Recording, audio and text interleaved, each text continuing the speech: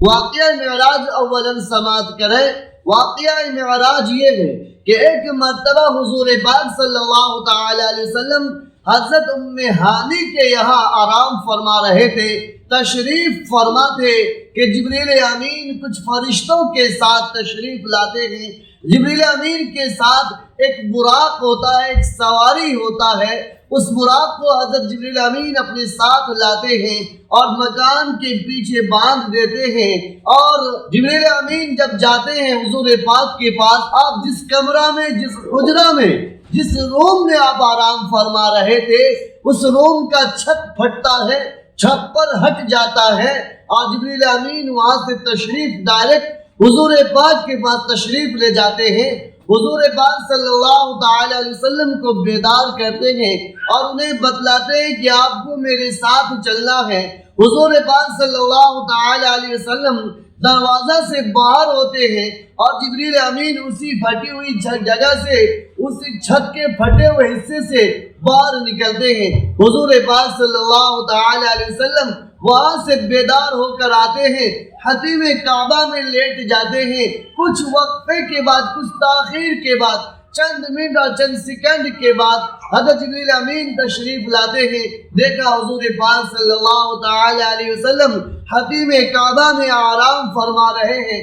آپ نے انہیں بتلایا کہ آپ کو آج میرے ساتھ معراج پر چلنا ہے، معراج پر چلنا ہے۔ حضور پاک کو بیدار کیا گیا، حضور پاک کو اٹھایا گیا، حضور پاک کو اپنے ساتھ لیے اور آب زمزم کے کنویں پر جاتے ہیں۔ حضور پاک کو لٹایا گیا، آپ کا سینہ چاک کیا گیا اور دل کو نکالا گیا، دل کو چاک کیا گیا اور اس میں سے ایک خون کا لوتھڑا باہر پھینک دیا گیا۔ آپ کا دل ایک تشتری میں، ایک پیالے میں رکھا گیا، اس پیالے کے اندر حکمت و انوارات سے بھرپور تھا۔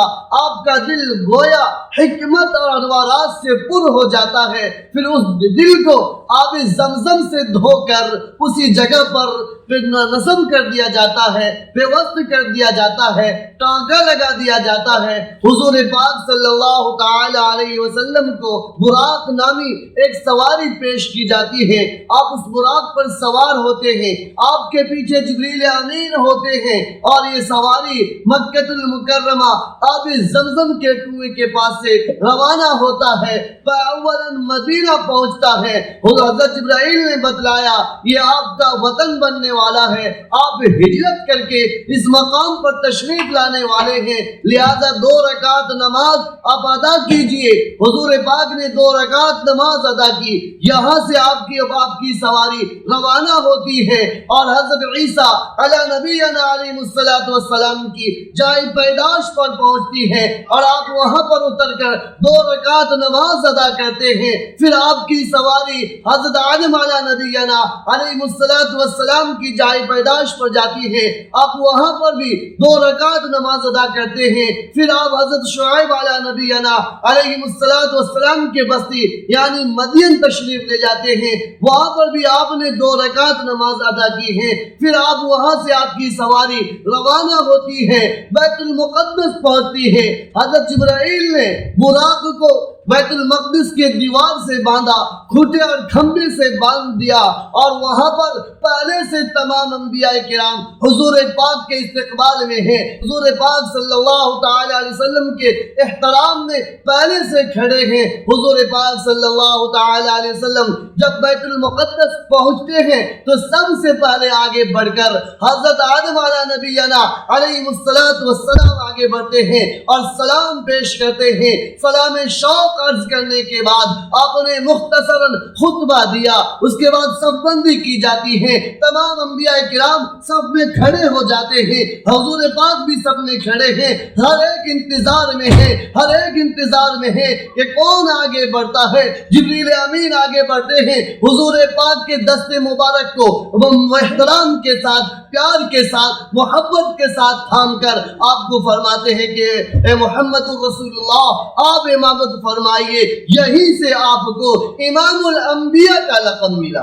امام الانبیاء آپ یہیں سے تمام انبیاء کی آپ نے امامت فرمائی۔ یہ نماز جو بیت المقدس میں آپ نے پڑھائی ہے، تمام انبیاء کرام نے پڑھی ہے، یہ نماز کوئی فرض نماز نہیں، کوئی واجب نماز نہیں، نماز سے فراغت کے بعد ایک سیڑھی نما رف سواری پیش کی جاتی ہے، جسے لفٹ بھی کہہ سکتے ہیں آج کے دور میں، سمجھنے اور سمجھانے کے لیے اسے لفٹ کہہ سکتے ہیں۔ رف نما ایک سیڑھی نما ایک سواری پیش کی جاتی ہے، آپ اس پر چڑھتے ہیں، جبریل امین آپ کے پیچھے ہیں۔ جب آپ پہلے آسمان پر پہنچتے ہیں تو حضرت آدم علیہ نبینا علیہ السلام سے ملاقات ہوتی ہے۔ جب آپ دوسرے آسمان پر پہنچتے ہیں تو حضرت عیسیٰ اور یحییٰ علیہ السلام سے ملاقات ہوتی ہے۔ جب آپ تیسرے آسمان پر پہنچتے ہیں تو حضرت یوسف علیہ نبینا علیہ السلام سے ملاقات ہوتی ہے۔ جب آپ چوتھے آسمان پر پہنچتے ہیں تو حضرت ادریس علیہ نبینا علیہ السلام سے ملاقات ہوتی ہے۔ جب آپ پانچویں آسمان پر پہنچتے ہیں تو حضرت ہارون علیہ نبینا علیہ السلام سے ملاقات ہوتی ہے۔ جب آپ چھٹے آسمان پر پہنچتے ہیں تو حضرت موسیٰ علیہ نبینا علیہ السلام سے ملاقات ہوتی ہے۔ جب آپ ساتویں آسمان پر پہنچتے ہیں تو حضرت ابراہیم خلیل اللہ سے آپ کی ملاقات ہوتی ہے۔ اور یہاں سے آگے بڑھ کر ایک مقام ہے جس کا نام سدرۃ المنتہا یعنی انتہا، یا ایک درخت ہے، بیری کا درخت ہے، بیر کا درخت ہے، اس درخت کو سدرہ کہا جاتا ہے۔ عربی میں بیر کے درخت کو سدرہ کہا جاتا ہے، اور منتہا اس جگہ کو کہا جاتا ہے کہ جو فرشتے رب کعبہ کا احکام لے کر، رب کعبہ کا پیغام لے کر یہاں تک آتے ہیں، اور جس زمین سے جو فرشتے بندوں کے اعمال لے کر یہاں تک پہنچتے ہیں، یہاں سے پھر آگے ان فرشتوں کے حوالے کیا جاتا ہے۔ گویا کہ زمین سے جانے والے کے لیے بھی منتہا، اور آج رب کعبہ کے پاس سے آنے والوں کے لیے بھی منتہا۔ یہ جگہ بین ہے، یہ جگہ آخری مرحلہ ہے دونوں کے لیے۔ یہ آسمان جو رب کعبہ کے پاس سے آتے ہیں وہ آگے کچھ نہیں کر سکتے، اور جو زمین سے بندے کے اعمال لے کر رب کعبہ کے پاس پہنچاتے ہیں وہ بھی اس مقام سے آگے نہیں جا سکتے۔ اس لیے اس مقام کو سدرۃ المنتہا کہا گیا، آخری مقام، آخری جگہ۔ جبریل امین اس مقام پر جا کر ٹھہر جاتے ہیں، رک جاتے ہیں، آگے بڑھنے سے منع کر دیتے ہیں۔ حضور پاک صلی اللہ تعالی علیہ وسلم آگے بڑھتے ہیں، فرمایا جبریل امین تم بھی میرے ساتھ چلو، اے جبریل میرے ساتھ چلو۔ جبریل امین نے فرمایا کہ اللہ کے نبی، اے اللہ کے پیارے حبیب نبی کریم صلی اللہ تعالی علیہ وسلم، اس سے آگے بڑھنے کی مجھے اجازت نہیں ہے، میں آگے نہیں بڑھ سکتا ہوں۔ اگر میں آگے بڑھا، قدم بڑھایا تو یاد رکھیے فروغ تجلی بسوزت پرم کہ اللہ کے انوارات اور تجلیات میرے پر کو جلا کر بھسم کر ڈالے گا، میرے پر کو جلا کر راکھ کر ڈالے گا۔ حضور پاک صلی اللہ تعالی علیہ وسلم جب آگے چلتے ہیں اور رب کعبہ کی بارگاہ میں پہنچ جاتے ہیں، رب کعبہ کی بارگاہ میں پہنچ کر آپ نے سلام عرض کیا۔ رب کعبہ نے آپ سے معلوم کیا کہ اے میرے محبوب، اے میرے مقبول، اے میرے حبیب، اے میرے حبیب، اے میرے پیارے نبی، بتلاؤ آج تم دنیا سے آئے ہو، میرے لیے کیا گفٹ لے کر آئے ہو، کیا تحفہ لائے ہو؟ چونکہ دنیا کا رواج یہ ہے، دنیا کا دستور یہ ہے، دنیا کا قانون یہ ہے، دنیا کا طریقہ یہ ہے، دنیا کا رواج یہ ہے کہ جب کوئی مہمان میزبان کے پاس جاتا ہے تو کوئی گفٹ لے کر جاتا ہے، کوئی تحفہ لے کر جاتا ہے، کوئی توشہ لے کر جاتا ہے، کچھ خاص چیز پیش کرتا ہے۔ رب کعبہ اپنے حبیب سے، اپنے محبوب سے معلوم کر رہا ہے کہ اے حبیب بتلاؤ تم کیا لے کر آئے ہو۔ اللہ کے پیارے حبیب نبی کریم صلی اللہ تعالی علیہ وسلم اس مقام پر رب کعبہ کے سوال کے جواب میں اب ارشاد فرماتے ہیں التحیات للہ والصلوات والطیبات، کہ رب کعبہ یا ذل جلال والاکرام میری تمام بدنی عبادت، تمام جسمانی عبادت، تمام مالی عبادت، تمام خزانے کی عبادت اور تمام زبانی عبادت ہر عبادت آپ کے لیے ہے، ہر عبادت آپ کے لیے ہے۔ السلام علیکہ ایھا النبی ورحمۃ اللہ وبرکاتہ۔ اللہ تبارک و تعالی نے آپ کا یہ جواب سن کر فرمایا تھا کہ اے نبی آپ پر رحمتیں ہو، اے نبی آپ پر سلامتی ہو، اے نبی آپ پر برکتیں ہو۔ اللہ کے پیارے نبی صلی اللہ تعالی علیہ وسلم کی رحم دلی پر، شان کریمی پر قربان جائیے۔ اللہ کے نبی نے اس موقع سے اپنی امت کے مخلص بندوں کو فراموش نہیں کیا۔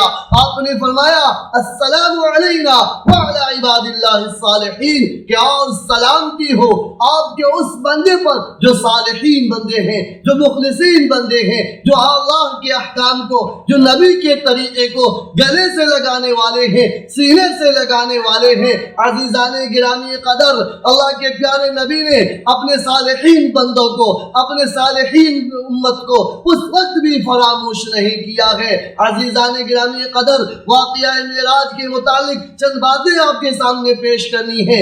یاد رکھیے جب اللہ کے پیارے حبیب صلی اللہ تعالی علیہ وسلم جب معراج پر تشریف لے جاتے ہیں تو اللہ تبارک و تعالی نے حضور پاک کو چند چیزیں گفٹ کے طور پر عطا کی۔ سورہ یاسین، سورہ فاتحہ، نماز کی 50 وقت، پھر آنا جانا لگا رہا۔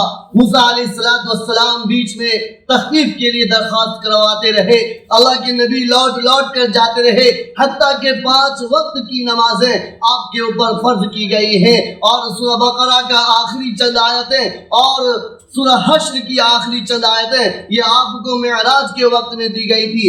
عزیزان گرامی قدر، اللہ کے پیارے حبیب نبی کریم صلی اللہ تعالی علیہ وسلم اللہ تبارک و تعالی کی بارگاہ عالیہ میں درخواست لگاتے ہیں، اپلیکیشن لگاتے ہیں، اپیل کرتے ہیں، عاجزی کے ساتھ اپیل کرتے ہیں کہ رب کعبہ تو نے آدم علی نبینا علیہ السلام کو اپنے دست مبارک سے بنایا ہے۔ اے رب کعبہ تو نے ابراہیم کے لیے آپ کو گل گلزار کیا ہے۔ اے رب کعبہ تو نے موسیٰ کے لیے بحر قلزم سے 12 رستے نکال دیے تھے۔ اے رب کعبہ عیسیٰ علیہ السلام کو تو نے بغیر باپ کے پیدا کیا ہے۔ اے رب کعبہ حضرت سلیمان کے لیے تو نے ہواؤں کو مسخر کر دیا، سلیمان کے لیے جنات کو تابع کر دیا۔ اے رب کعبہ حضرت داؤد کے لیے تو نے لوہے کو نرم کر دیا۔ اے رب کعبہ آج تو مجھے کیا دینے والا ہے؟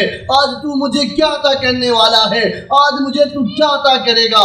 گفٹ میں، تحفے میں کیا مجھے عطا کرنے والا ہے؟ اے مسلمانوں سنو اور کان کھول کر سنو، رب کعبہ نے ارشاد فرمایا کہ نبی جاؤ، فرش پر جاؤ، جہاں جہاں میرا ذکر ہوگا، میرے ذکر کے ساتھ ساتھ وہی تیرا بھی ذکر ہوگا۔ تو ہمارا یقین ہے، یقین کامل ہے کہ اللہ کے ذکر کو کوئی ختم نہیں کر سکتا، مولا کریم کے ذکر کو کوئی گھٹا نہیں سکتا۔ اگر کوئی مولا کریم کے ذکر کو نہیں گھٹا سکتا تو رب کعبہ کے محبوب کے ذکر کو بھی کوئی نہیں گھٹا سکتا، کوئی نہیں گھٹا سکتا۔ یہ ہمارا کامل یقین